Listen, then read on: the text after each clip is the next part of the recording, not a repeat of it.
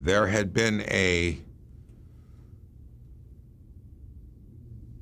attempt to roll it off of Love American Style, of which Ron Howard, Anson Williams, and Marion Ross were in that episode, and it didn't sell.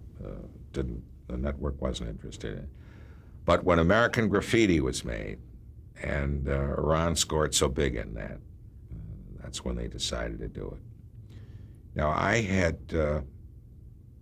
just finished Sandy Duncan's second series. She had 2 series in succession, one interrupted by her eye surgery, and then they changed the whole concept, which was a mistake, and did the second, and I played her boss in that. The casting director apparently had thought that I was going to be perfect for Happy Days. And so I was in New York hosting the 20th anniversary of City Center or something like that.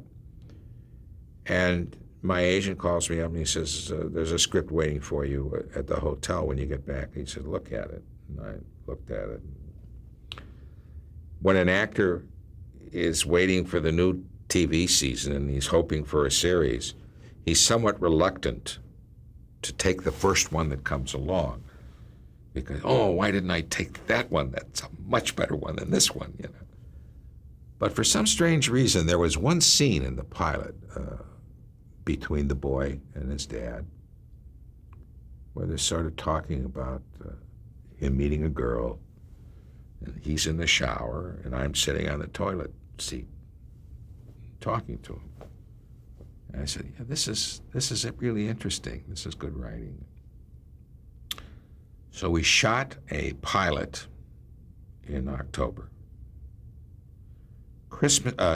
Thanksgiving Day, we get a phone call. The show has been sold. We go into production immediately, and the first show will be on the air on January 15th. This is already the last Thursday in November. It's less than 2 months. We go to Paramount on a Monday. You won't believe this. The AD died on Friday, the assistant director. There was no producer, no executive producer.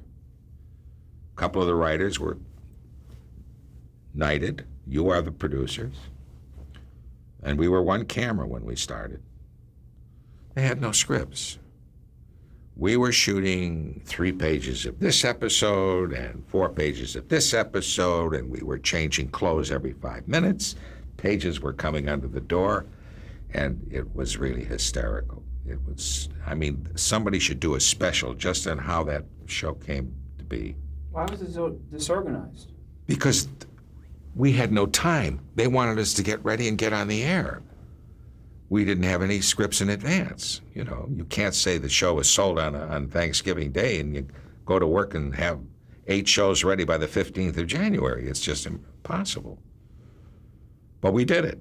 And a lot of the shows there, we did all the masters, came back, did the close-ups when we needed them. And I love doing it one camera.